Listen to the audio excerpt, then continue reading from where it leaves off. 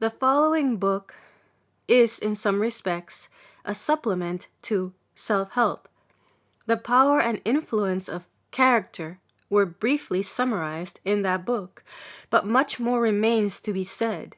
Certain reviewers have observed, notwithstanding their generous notices of the book, that I have not definitely stated what character is.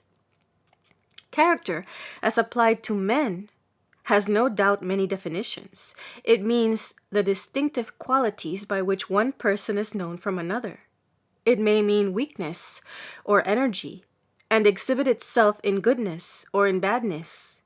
It may also mean the adventitious qualities impressed by nature or habit on a person. He stands apart by himself and becomes known as a regular character. Thus, Douglas Jerrold wrote a book entitled Men of Character. But the men of whom he wrote were persons with some special moral twist in their lives, such as Job Pippins, the man who couldn't help it. The works of Dickens also are full of men of character, such as Quilp, Smike, Pip, Squeers, and Nickleby. Exceptional men, odd, twisted, gnarled, and sometimes half crazy. Character, as described in the following book, is of a different kind. I take individual character to be the highest embodiment of the human being, the noblest heraldry of man. It is that which dignifies him, which elevates him in the scale of manhood, which forms the conscience of society and creates and forms its best motive power. I have endeavored, to the best of my power, to illustrate the power and efficiency of individual character by numerous examples taken from history, from biography, and from personal experience. It seems to me that there is no better method of impressing the minds of young people than by citing instances of noble behavior from the lives of the best men and women who have ever lived.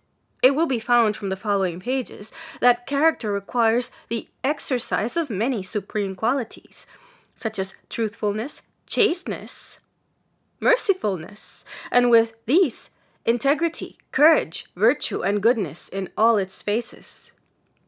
It is a pleasure to me to state that this book has already been exceedingly well received in this country. It has also been translated into nearly every European language and into several of the languages of Asia. In America, its circulation has been as great as in Britain. London, November 1878. P.S. I am requested by Archdeacon Kempthorne of Elton Rectory, Peterborough, to correct an error on page 74, relating to Henry Martyn, the Indian missionary. I cannot do better than quote his words. The original memoir of Henry Martyn by Sargent may be assumed as the safest record, after 70 years, for testing any alleged facts of his early life and friendship. He says, pages 3 and 4, Henry Martyn was placed near one of the upper boys, with whom he contracted a friendship that lasted through life. Page 6. On his introduction to the university, the friend of his boyish days became counselor of his riper years, and in his journal he writes, I was kept a good deal in idleness by some, but the kind of attention of K was a principal means of my preservation. Page 7.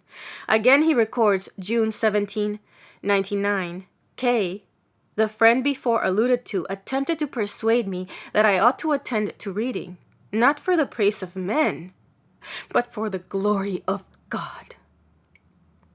Sargent distinctly says in his memoir, page 5, regarding Martyn, when at Truro School in 1797, the signal success of that friend who had been his guide and led him to direct his views towards the University of Cambridge, etc. From the records of Truro School and from the Cambridge calendar, evidence can be readily furnished that Kempthorne and Martyn were contemporary pupils under Dr. Cardew, and also that they were of St. John's College and senior wranglers in the years 1796 and 1801, respectively.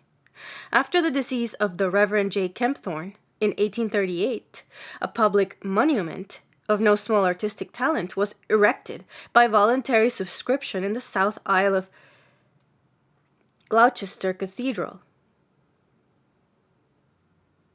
In the south aisle of Gloucester Cathedral, to his memory.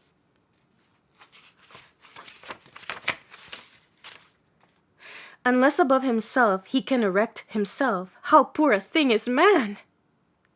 Daniel. Character is moral order seen through the medium of an individual nature. Men of character are the conscience of the society to which they belong. Emerson. The prosperity of a country depends not on the abundance of its revenues, nor on the strength of its fortifications, nor on the beauty of its public buildings, but it consists in the number of its cultivated citizens, in its men of education, enlightenment, and character. Here are to be found its true interest, its chief strength, its real power. Martin Luther. Character is one of the greatest motive powers in the world. In its noblest embodiments, it exemplifies human nature in its highest forms, for it exhibits man at his best. Men of genuine excellence in every station of life, men of industry, of integrity, of high principle, of sterling honesty of purpose, command the spontaneous homage of mankind. It is natural to believe in such men, to have confidence in them, and to imitate them. All that is good in the world is upheld by them, and without their presence in the world would not be worth living in. And without their presence in it, the world would not be worth living in. Although genius always commands admiration, character most secures respect. The former is more the product of brain power, the latter of heart power.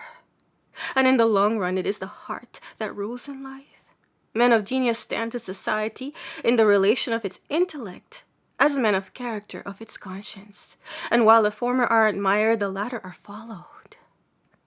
Great men are always exceptional men, and greatness itself is but comparative.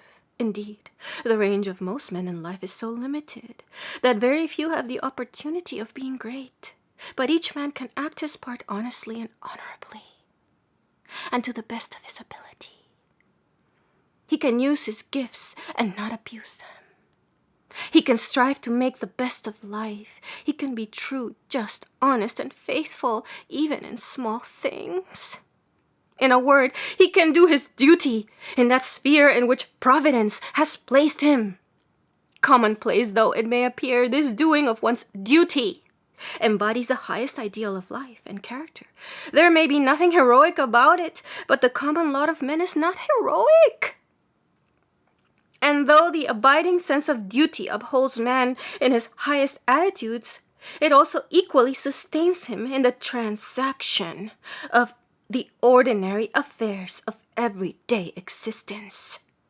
Man's life is centered in the sphere of common duties. The most influential of all the virtues are those which are the most in request for daily use. They wear the best and last the longest. Superfine virtues, which are above the standard of common men, may only be sources of temptation and danger.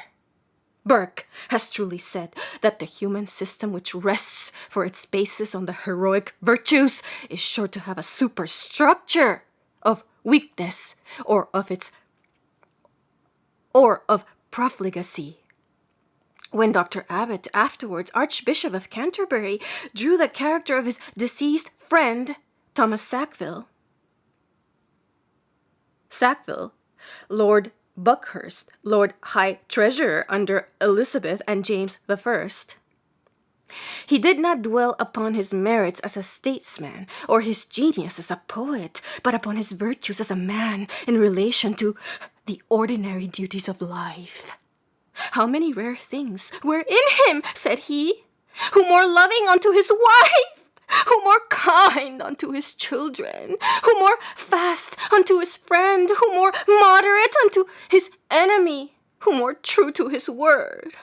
Indeed, we can always better understand and appreciate a man's real character by the manner in which he conducts himself towards those who are the most nearly related to him. and by his transaction of the seemingly commonplace details of daily duty than by his public exhibition of himself as an author, an orator, or a statesman.